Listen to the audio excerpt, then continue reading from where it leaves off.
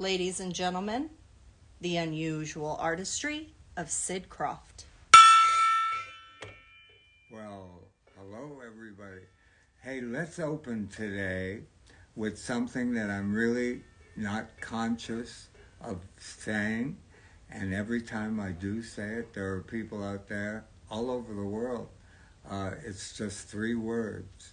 And they have a shot.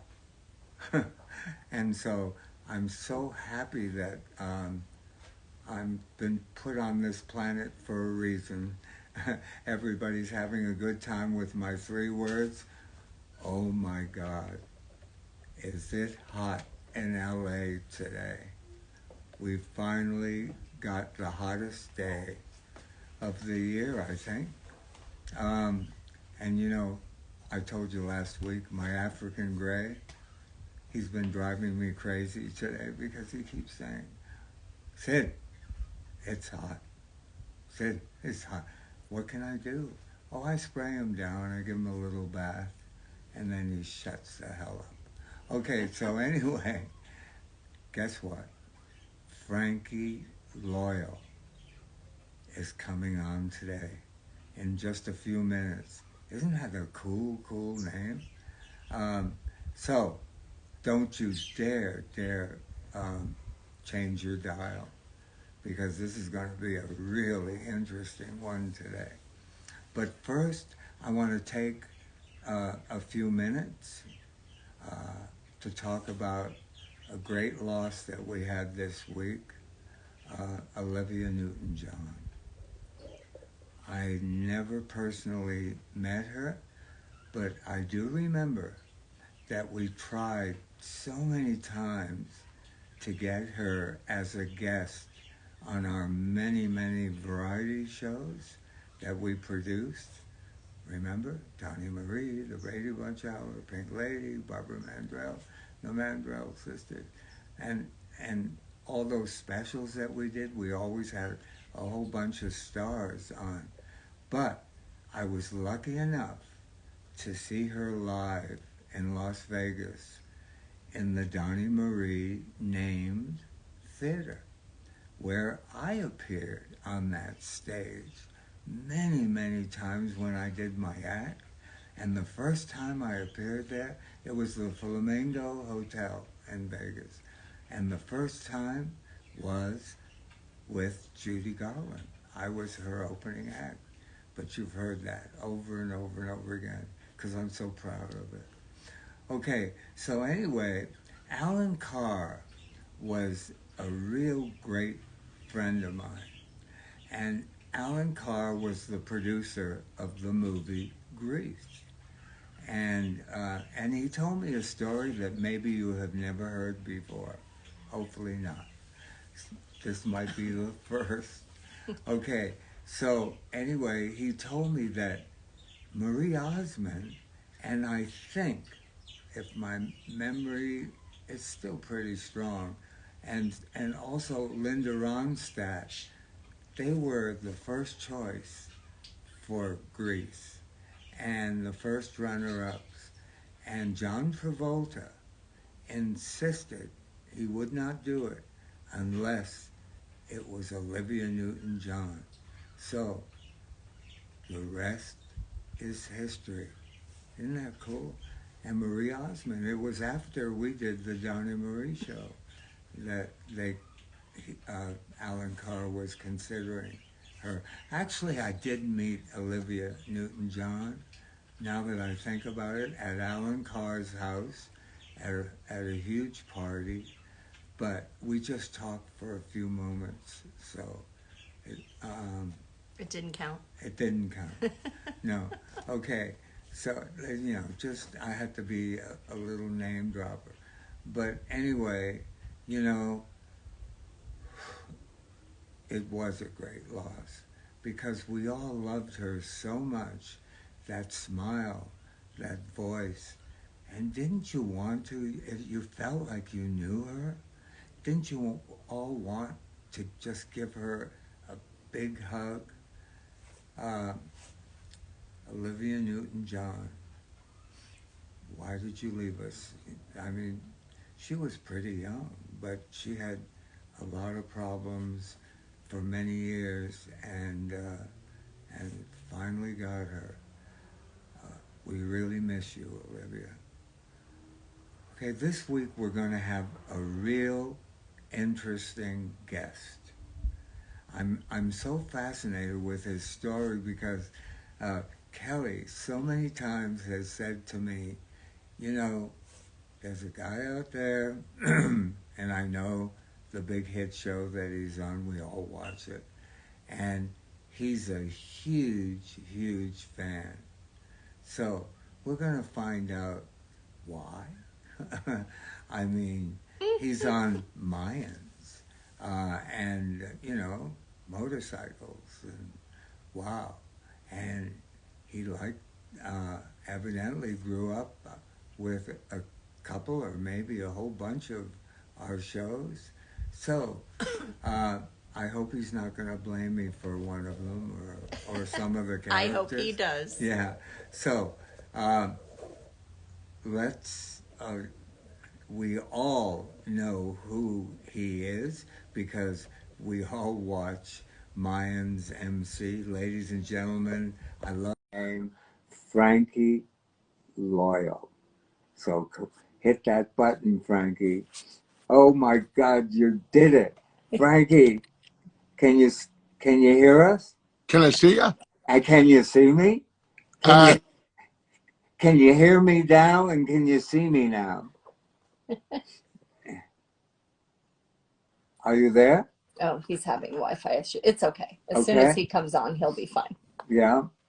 Okay. Well, Kelly always. There's got to be something to have. Oh, there you are. There you are. Don't move.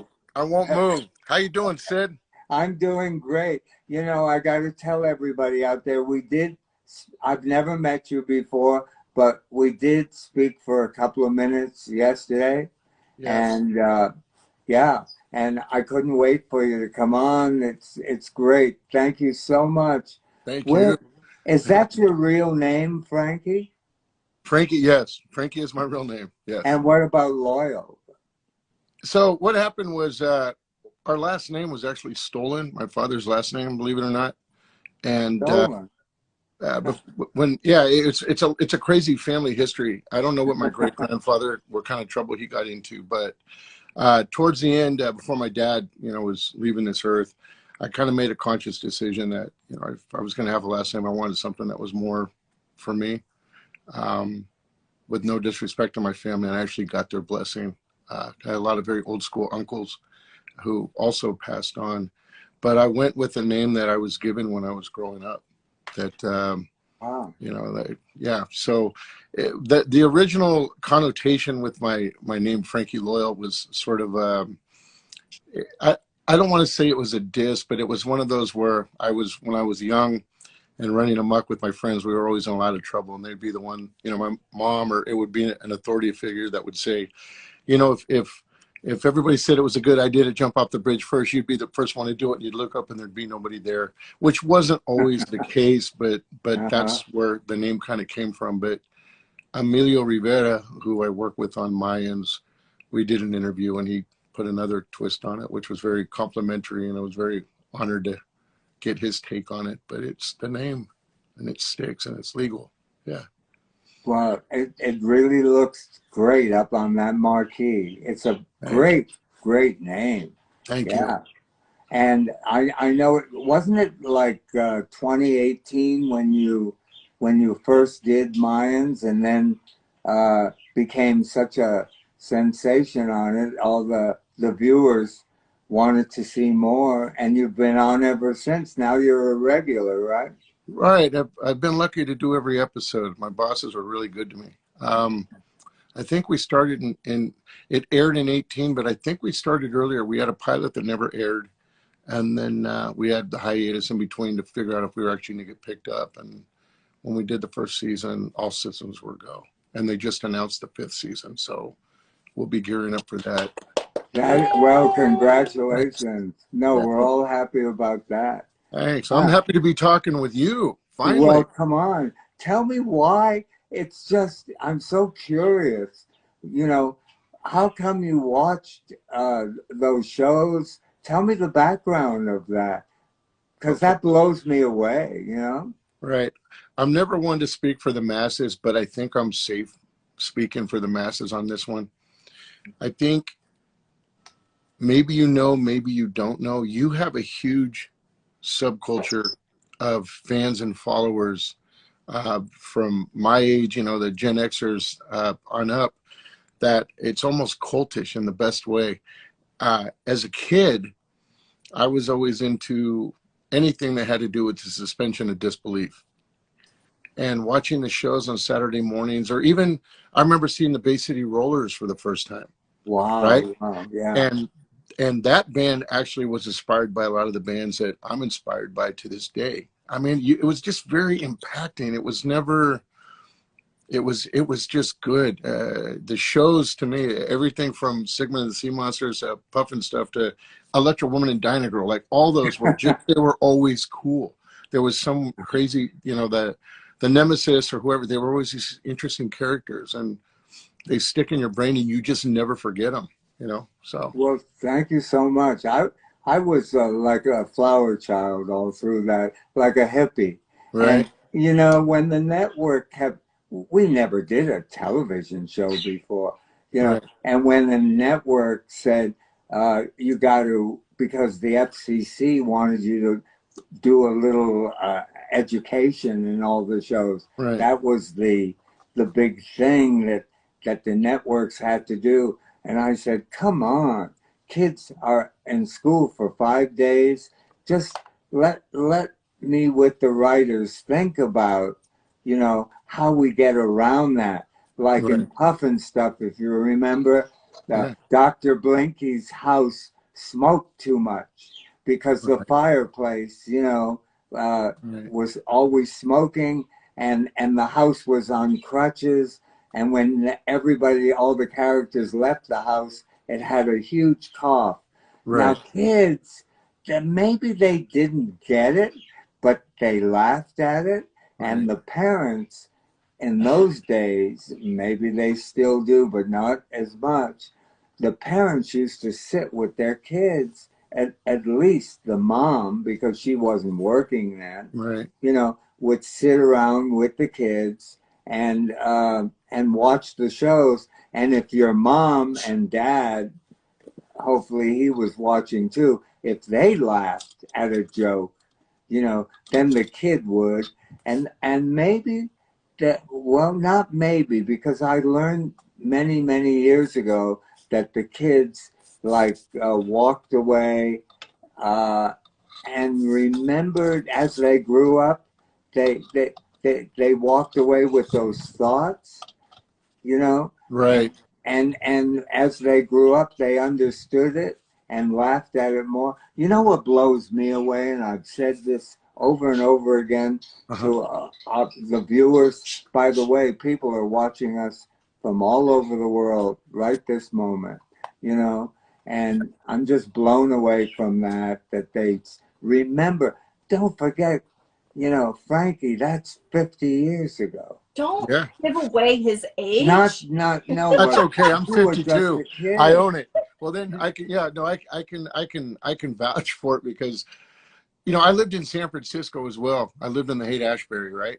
And I Oh, remember God. the first Yeah. time my parents took me there, I thought everybody looked like, you know, some of the cast of Puff and stuff, the way they dressed, you know, it was just very, you know, the psychedelic and era. And, you know, when even just when I saw the movie, when you had Mama Cass on there, Oh, you know, my neighbor. She was my neighbor. the song, right? I mean, it's just Different. good music. And it just, it's like how it all came in and it made sense, but it was beautiful. Like you know, I remember it.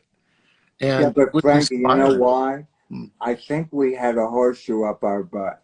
We were Mm-hmm. so lucky with the crew, with the actors, you know, Right. and the history of finding all those people and everybody, even from Disney, you know, a huge organization. Right. Those people wanted to come and work for us because creativity we want to explode. You can relate to what I'm saying. Right. We want to explode all the way with our creativity, and sometimes we're not allowed to because there's usually a format, that you follow, or there's a Bible.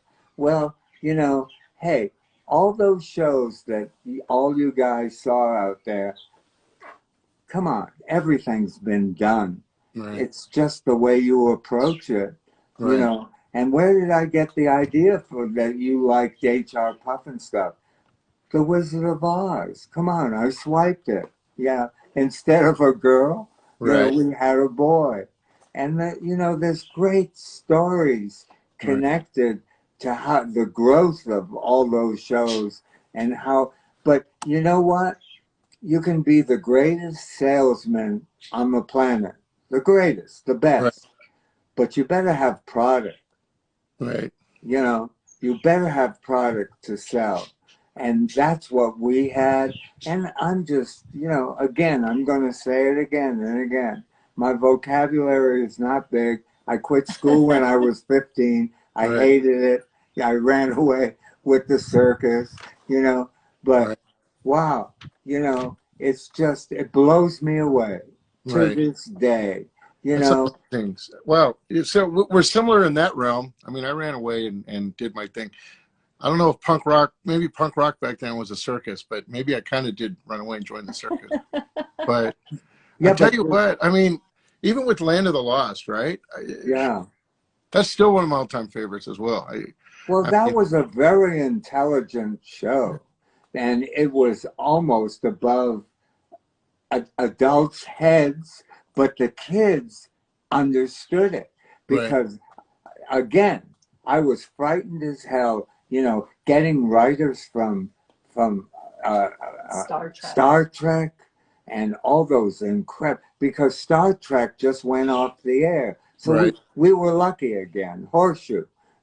We got all those writers writing adult scripts. Right. It's a little kid that's like 8 or 7 or even younger or 9. Are they going to understand the stories? It was the first time, and the network took a chance. It was the first time that on Saturday morning there was a show, that should have been on at night. Puffin stuff could have been on at night, But yeah. Still, I mean, what was I going to ask you? Oh, so, okay, when you did the variety hours, right? You used to watch those on Friday nights, right? That's right, Friday. I think it was ABC, on ABC. Was it aired on ABC, I think? ABC, Donnie Marie, yeah. Yeah, I can't remember what I did yesterday, but I remember that. So I know you did vaudeville, right? So you incorporate a lot of that into. Oh, yeah. Yeah. You know what, Frankie, I started when I was 10. By myself. I didn't come from a family that was in show business. They didn't even understand, anything about it. When Marty doesn't even know this, but I think I said it last week. I have his yearbook. So he's 17 years old, right? And I'm in Europe when he was 17 years old. I'm touring all over Europe. I played the Lido for a year and another big show in London and all that stuff. Wow. And so in his yearbook, they ask you, what are you going to be? What are you going to be when you leave? He said, I'd like to be a puppeteer in the footsteps of my brother, and I want to change my name to Krofft. So that's, he didn't even ask me because an agent gave me that name. You're talking about, if you heard my real last name, it would just go on and on for the rest of the show. It's so many letters. When the agent gave me the name Krofft, Krofft, I said, oh my God, wait a minute, it's not big enough, because I'm used to looking at a big name. Right. So I said, let's put another F in there. Right on. So everybody out there, don't spell my name Krofft or Crofft. It's Krofft. Okay. That's the first time I blasted my audience out there. Right on. Yeah. So are you enjoying engaging with your audience again? Because I mean, it's so nice to know you're out and about and you're, Well, you want to know something? That's a great question, because this morning when I was shaving and I try not to look in the mirror, because it's scary. But I get it. It really is. But I looked in the mirror, and honestly, everybody out there, and Frankie, you asking me that question, I am so happy in doing this. It's made me, because, oh God, I shouldn't even say it, because today I wasn't feeling that great, but there was no way that I was going to miss, a show. My dad, who ended up, he caught on that I was making some bucks, because he wasn't even working. And so he became my manager, right? And he wouldn't let me miss a show. Even, like a kid, I mean, you have, I don't know, chicken pox or whatever the hell in those days you have. And no, you got to go on. But you know what? You know why I think he said that? I thought about that a lot, because he wanted that check at the end of the week. Right. Well, I'm glad you did it. I'm glad. I mean, I get it. I was feeling the same way this weekend. I just got another movie getting ready to prepare for, and how cool the charities we're doing, and I've been running myself a little ragged, and I was feeling it yesterday. And my nephew, who just started going to college in Santa Barbara, he's like, I'm going to come visit you, and he's such a good kid, and he's like, you're going to try to go to bed at a reasonable hour, which is kind of a joke for me, because I feel like I miss the world when they're waking up. I might be going to bed, or vice versa. But that's usually during filming. Filming throws it off. And I stayed in and just slept and got some good naps. And then when I woke up, I was really like, okay, we're going to do this today. And it felt good. How cool. Don't forget, we're going through it's pretty hot here today. Yeah, very. It's really hot. And I do have air conditioning, but it means zip nothing in my house, because it's all glass. Right. And it's all open. And if I close it, then it'll be like a steam bath.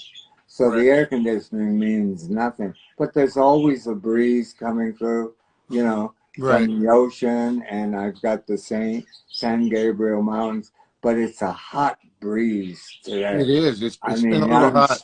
On the bike, it's been really hot. A lot of guys are getting dehydrated. I've been talking to lately. Yeah.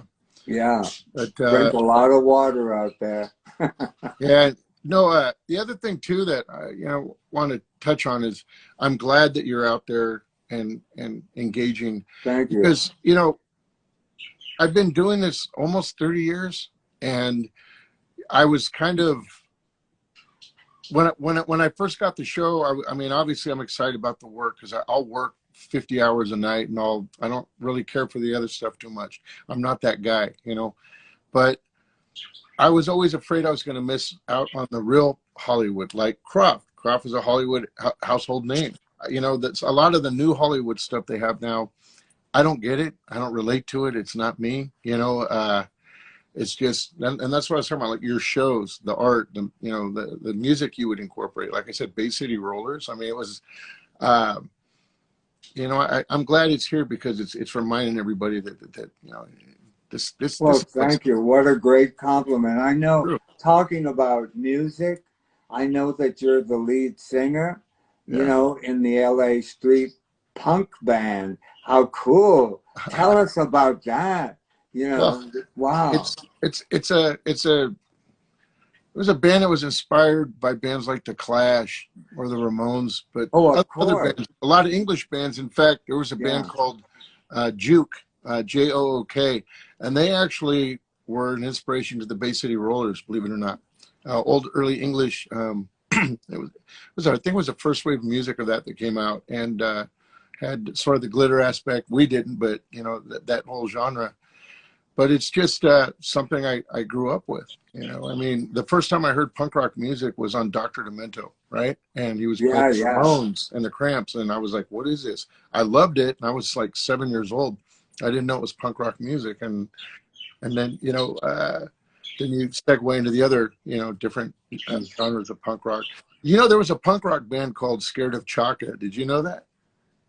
No. Yeah, No. I mean, there was such a huge inspiration of what you all did. Bands, I mean, even Clint Howard, he had a punk band called the Kips. Yeah. I have their album. I like it. It's a good Wow. album. Because don't tell Marty about the Chaka thing. He'll sue them. No. Get out of it. No. There's also, I might have them on my show coming up. There, Chaka, that graffiti artist. Yes. Yeah, the graffiti artist. Yeah. And wow, I spoke to him. Had the greatest conversation with him because, I asked him a lot of questions because, I mean, this facing beautiful buildings and bridges and all that stuff, that's so hurtful to me because, a piece of art, just to deface it is not cool. Yeah, but he has an incredible story to tell, and he's so cool. He's just so cool to talk to. Yeah, and I'd like to have him and the real Chaka, Phil Paley, on the same show, and I hope, everybody, not everybody, but a few people said to me, that doesn't sound like you because, I'm so into beautiful art and I don't like anything that's destructive or, well, come on, all of us don't like that, or wars or craziness or, and I've been on this planet so long and I've seen so many things and I've experienced so much in my life. When you say you've been in this business, how many years?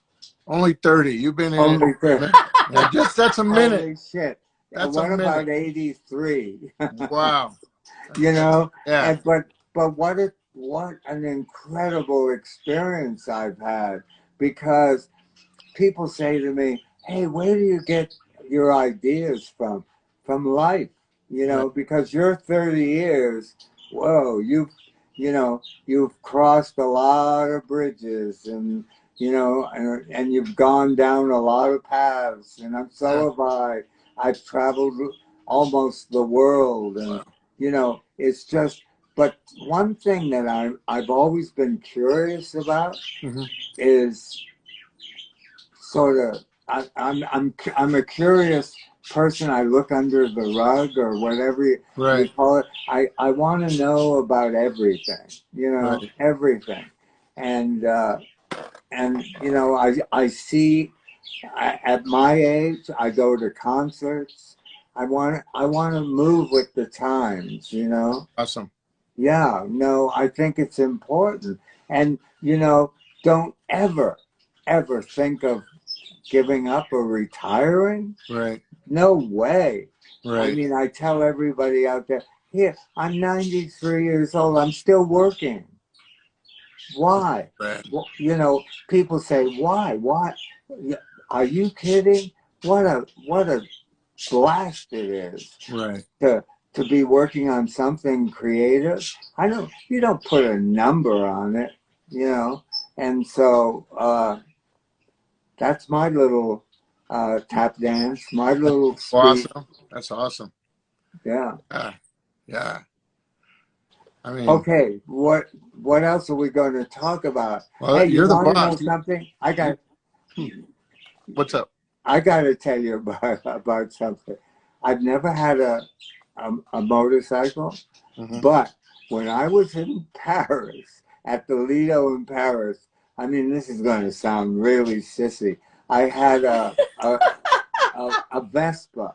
I used to ride around in a Vespa. Right. Does everybody out there know what that is? There's Vespas and Lambrettas. Those are cool bikes. Me and my girlfriend me and my girlfriends, when we had, at the time, I had a gentleman I was with that rode bikes. We all wanted to get Vespas so we could start our own little clique of Right. all the girls with their Vespas. Yeah. No, I've ridden Lambrettas and Vespas myself. I mean, I don't know if you ever saw, well, you've seen Quadrophenia, right? Of course. Right. I have a lot of friends that are enthusiasts of that whole movement. And I mean, I have nothing against Lambrettas or Vespas. I mean, they're nice and they do their thing, but I have to go faster. It has to be louder. I have to be able to go farther. But I actually, I got a photo somewhere. I think I might even post it. I think I'm on a Vespa or a Lambretta. We called it the Mighty Office Chair because it was so fast. And you know what? When I was in Melbourne, I can't remember the year.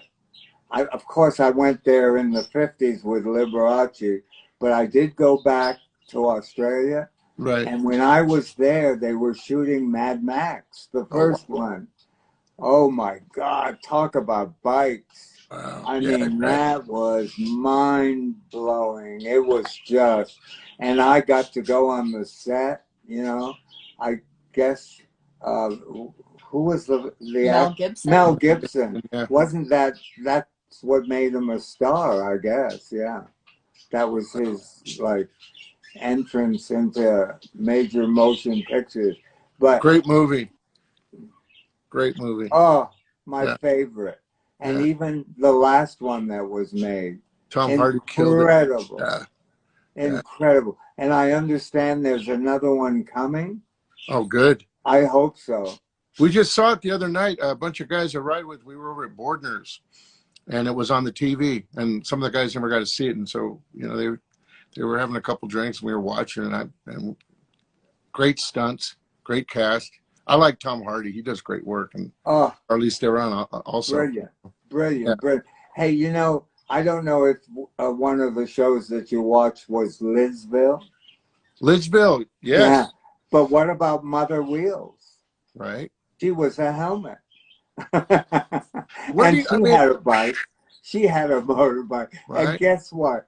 The network, I got a note in the middle of the night because she was going to shoot the next day. Right. They said, no, we won't allow it because if she's on a bike, she's got to wear a helmet.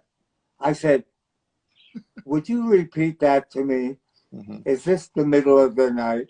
And they said, she must wear a helmet. That's the law. And I said, she is a helmet. Oh, yeah. So that's the network. Yeah, Fantastic. in Yeah. those days. We have a note. Yeah. Yeah, we have a note. We love this, but we have a note. Yeah, yeah. Yeah. Okay. And, you know, it's not a bike, but, you know, my first car, when we were shooting Puffin stuff, Mhm. and the Bugaloos and Lidsville, all those three shows, Land of the Lost, this is my first house, Mhm. and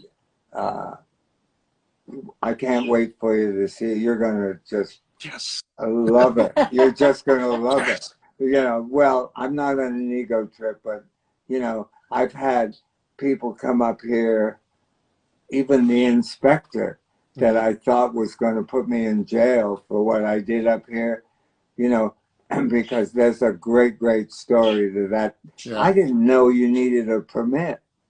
I never had a house. I Right. paid for it, $96,000. I Right. have 4.5 acres up here. It was 1972.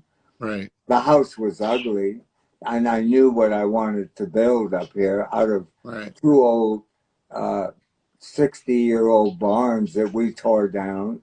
We built all the furniture, no decorators, no contractors, you know, none of that. And so it only took 14 years. Wow. Wow. And who cares? Okay, so anyway, where was I? Oh, so I got caught. Oh yeah. Maybe about, I don't know, the third or fourth year, because there was a little hammering going on up there. Right.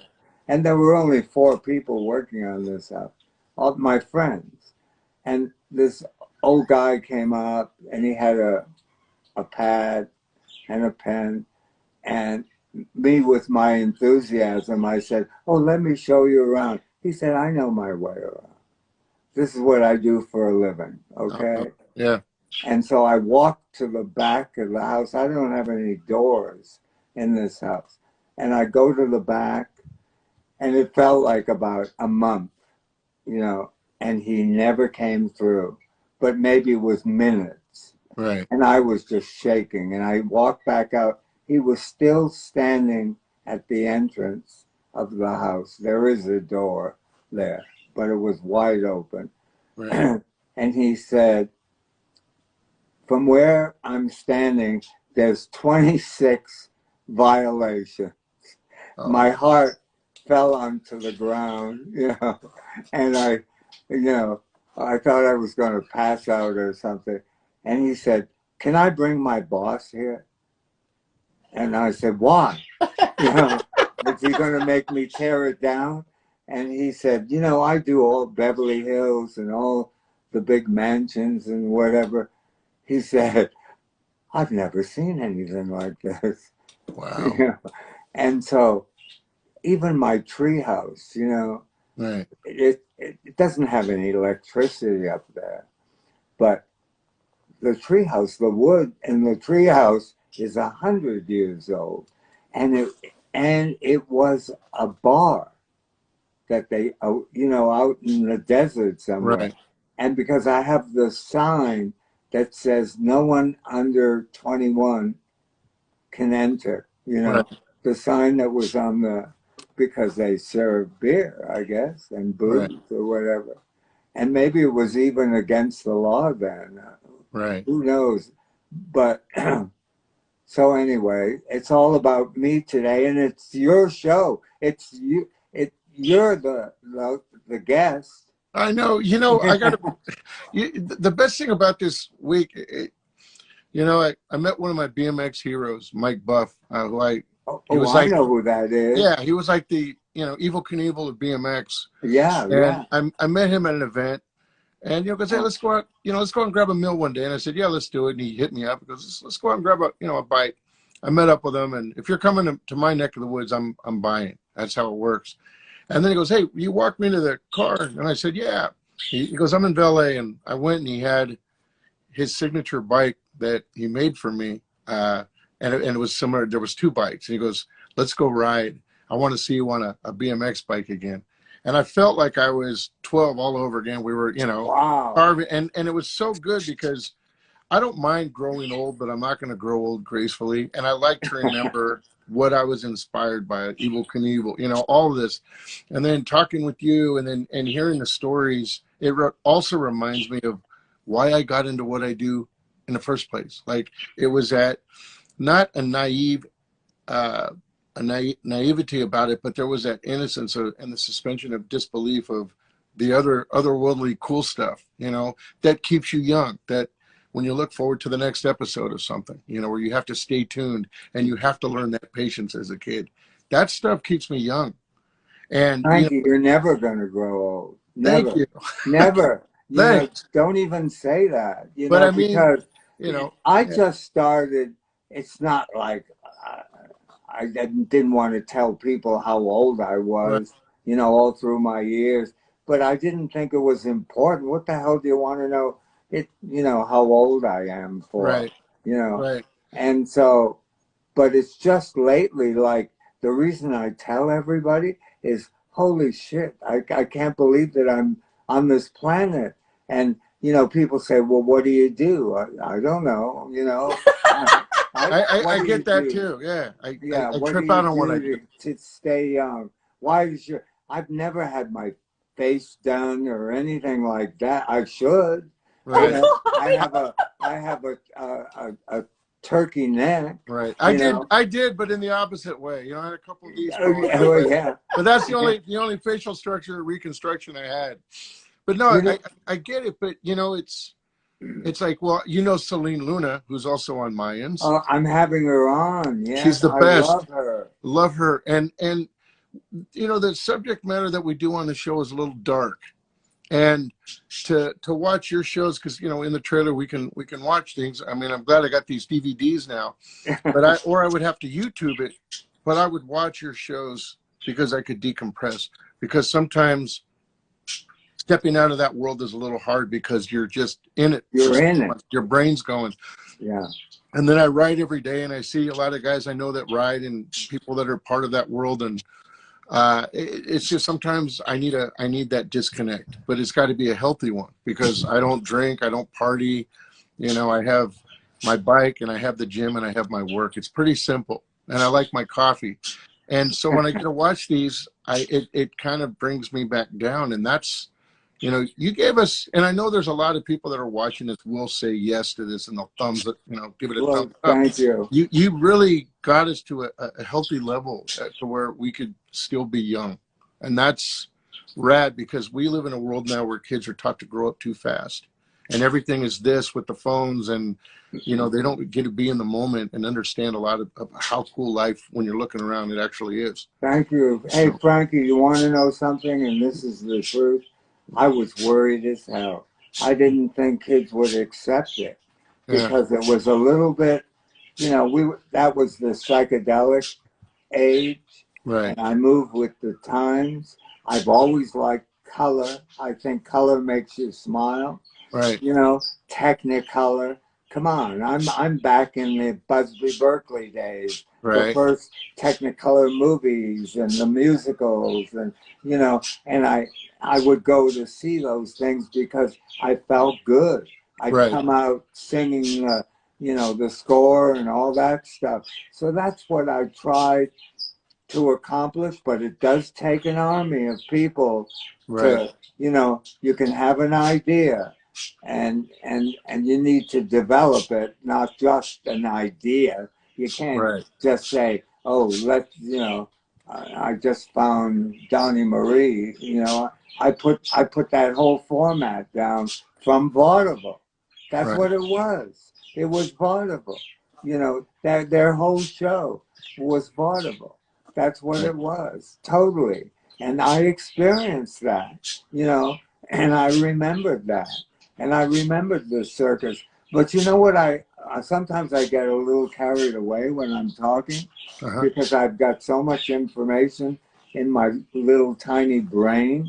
You know, it's really small. Right. You know, and my bird, I don't know how he remembers all the shit that he says. You know, in that little tiny head.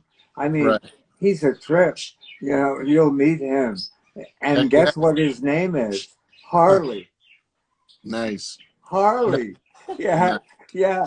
You know, and he knows his name, you know, and he knows my name. He always calls Sid. And then quietly he says, I love you. That's when he goes to bed, you know, because he's like a little kid. He wants to stay up and play all the time. Yeah, he's been with me 30 years. Wow. You know, he's a trip. Okay, so anyway, something that I didn't complete. Yeah. When I was shooting those 3 shows of Puff and Stuff, Lidsville, I was living in the old Rudolph Valentino where he kept his horses off of Hollywood Boulevard. That wasn't his own. And there was a coach house, a little tiny coach house. I lived there for 11 years. Wow. And I paid $75 a month rent, you know. Marty was off living in Malibu and Bel Air and all those places. I never lived in those places in my whole life. Hollywood and what? On a street called Grace, and it was off of Whitley, right off of Hollywood, in the middle of Hollywood Boulevard. This very steep, oh my God, because I wasn't driving. And I used to walk down to take buses. Yeah. You know, and my first car was an Oldsmobile, a huge baby blue. You know, I'm a guy, so you got to have a baby blue car. That's our color, right? Right. And I paid $100 for it. Yeah, and that's when I learned to drive. And you know, I didn't like a shift Right. because, you know, Hollywood, Los Angeles, every block it's a red light, you know, Right. and and I couldn't deal with a shift, so I needed an automatic. But my dad, the first car he got, and it makes me think, you know, because bikes and cars, old cars, they have sort of a, you know, a world that clashes with each other. Right. And his first car, he cranked. It was a Ford, Wow. and it had a rumble seat. And I used to fight with my brothers, you know, because the rumble seat only sat, you know, two people, Right. and the rumble seat was like where the trunk would be, you Right. know, and it was open air. I love that car. Wow. That hardly ever worked. You know, he'd crank it Right. for, you know, for Right. days trying to get it started. But I That's sat in the rumble seat. You know, that's so, awesome. yeah. That's crazy. You know, well, I'm sure you know, but Valentino had a speakeasy over, was it Hollywood near Wilcox in the Cecil DeMille building, the one where he rented to actors when he wouldn't apparently rent to actors, or when Hollywood wouldn't rent to actors back in the day. But he had a speakeasy down below. I don't know if you ever Wow. went there. I gotta. I Well, I worked in got the to tell building. you something. When you talk about vaudeville and I played nightclubs, Uh-huh. all the nightclubs, all the hotels in Vegas at the beginning, it Right. was all, you know, mafia. Right. All the clubs were mafia. You know, every guy that owned a club, their name was Blackie, or some, you know, broken nose, you Right. know, and the tough guys. Oh, I've got so many stories to Wow. tell about, you know, the first club I was booked. I was 15 years old, right? Mm-hmm. And I get my first agent, New York. We just moved to New York, living in the Bronx. And we came from Providence, Rhode Island before that. I was born in Canada. But the Mm-hmm. reason we were in America is because for the summer. And so we came here for the first time, and there was a little house on the beach in Rhode Island near, I don't know what it was, a little island, whatever the name of it was. Right. You know, I do have senior moments, everybody out there. Okay, so anyway, um, not Manhasset, something like that. Okay, Connecticut Road. It had a lighthouse, and it had that little house that we rented for $25 a month. Wow. It was a little wooden house. It was across the street from it. There were two very wealthy sisters, and they lived in this big mansion, and Right. they owned that little house. I guess that's where the servants would stay, and they rented it out for the summer. Right. And they had a little attic that I could crawl on my tummy up there, and a little tiny round window. And I used to just lay there for days, waiting for a boat to come by, Right. Wow. and see a boat. But the lighthouse, you know, at night, it was great, and the sound of the lighthouse, the Right. horns or whatever. Okay, so anyway, I get my first agent in New York, and because we were in a hurricane and we lost everything, we moved to Providence, and Mm. that's a whole other show. Right. And I've told little pieces of it. It's everybody on our street, those two sisters, everybody died, but our family, Wow. because my mom knew to get the hell out, you Right. know, and everybody, you know, stayed. Okay, so anyway, my first agent said that name, talking about the big name that I had. He Yeah. said, no, I have to change the name, and I can't sell a puppet act. Yeah. That's for little kids. And that's where I don't know how I came up with it. The unusual artistry of Sid Krofft. I'm 15. how the hell would I know what unusual meant or even artistry at 15? Those two words. I saw it in a newspaper or something. Okay, I can't remember how I swiped that and came up with it. But Right. he books me in a nightclub. 15. You have to be 21 in New Jersey. And Blackie, he owned that. A real mafia guy. Right. And I used to. I didn't even have sheet music. I had a Victrola. That was my music. Mm-hmm. And no, he said you got to get rid of that. There'll be a band. A 2-piece, 4-piece band in this club. You need sheet music. I said, I don't know shit about music. He said, yes, you do. You pick some really good, music. And I like your act. I had a little act that lasted 8 minutes or 10 minutes, whatever it was, with my puppets, dressed in black. 15. Wow. Now, when I'm 15 years old, I look like I was 5. I don't know. I look like a little tiny, skinny kid,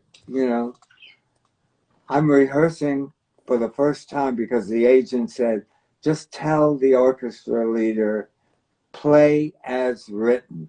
That is very professional. He'll understand. Right. Just play. I hand him the sheet music that the agent helped me go by on Broadway. There was a big sheet music store, famous. Right. And so anyway, I'm rehearsing my music. My dad's on stage with me. We're going to get $60 for a week. A week. $60. How great. Never saw that much money, Right. I used to make like $5, $10 a show or something like that. But I never played somewhere for a week. And Blackie walks in and said, who the hell is that kid up on the stage? They said, that's your act. And he said, get him the hell out of here. I'm going to lose my license, Wow. And so my dad didn't want to lose the $60. So my dad said to him, Halloween is next week. Let me put a mask on him, right? And just for the one night. Yeah. And then you'll get another act. But my dad knew because everywhere I worked, the act went over because puppets, dogs, and kids always stop the show. And this little kid doing this puppet act, Okay, so my dad was praying that they'd keep us the whole week. So he went out and got a Dracula mask.